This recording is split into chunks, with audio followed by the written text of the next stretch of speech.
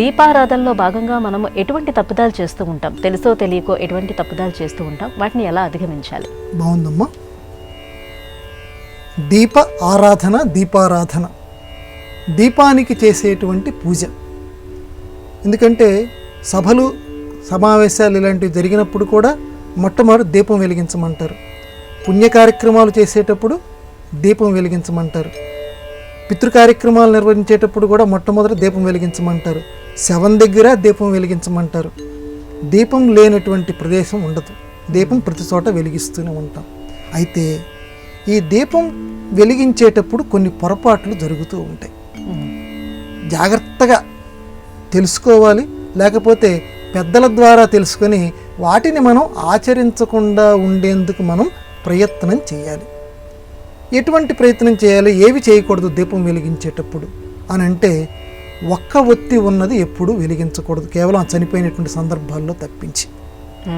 ఒక్క ఒత్తి ఉన్నది కనుక వెలిగించావు అంటే నీ ఇంట్లో నీకో లేకపోతే తర్వాత ఎవరికో వారికి అటువంటి స్థితి రాబోతున్నట్టుగా నీకు నువ్వే పెట్టుకున్నట్టు అవుతుంది.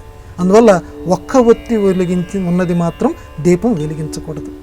అలాగే ఈ ఇనపవి ఏవైతే స్టెయిన్ ఉంటాయి చూడండి, వీటిల్లో ఉండేటువంటి కుందీలో దీపం ఎప్పుడూ కూడా వెలిగించకూడదు. అది వెలిగిస్తే అది పాపం కిందకి వస్తుంది. కనీసం 3 ఒత్తులు ఉండేటట్లుగా లేకపోతే 5 ఒత్తులు ఉండేటట్లుగా దీపం వెలిగిస్తే మంచిదని. అయితే ఒకరు 5 ఒత్తులు అంటాడు, ఒకడు 3 ఒత్తులు అంటాడు. మొత్తానికి ఒకటి మాత్రం వెలిగించద్దు. తర్వాత ఎన్ని ఒత్తులు అనేది మీ అమ్మగారు నాన్నగారు ఎన్ని విషయాలు చెప్తే ఆ విషయాలు అనుసరించండి, ఏ కుటుంబంకి ఆ కుటుంబం. కానీ ఒక్క ఒత్తి మాత్రం ఎట్టి పరిస్థితుల్లోనూ వెలిగించకూడదు. అలాగే దీపం కొండెక్కుతున్నప్పుడు చాలా జాగ్రత్తగా ఉండాలి. ఒక కార్యక్రమం పూర్తయ్యేంత వరకు దీపం ఎట్టి పరిస్థితుల్లోనూ కొండెక్కకుండా నువ్వు చాలా జాగ్రత్త వహించాలి. లేదండి కొండెక్కుతోంది అన్నప్పుడు ఇక తప్పనిసరి నీ యొక్క అజాగ్రత్త వల్ల ఏదో జరిగింది, వెలిగించావు, ఇంకా ఆ కార్యక్రమం పూర్తి కాలేదు, దీపం కొండెక్కిపోయింది, మామూలు పరిభాషలో చెప్పాలంటే ఆరిపోయింది. అప్పుడు ఏం చేయాలంటే, మనం చేసినటువంటి దానికి ప్రాయశ్చిత్తంగా ఆ అష్టోత్తర శతనామావళి జపించమంది ధర్మశాస్త్రం.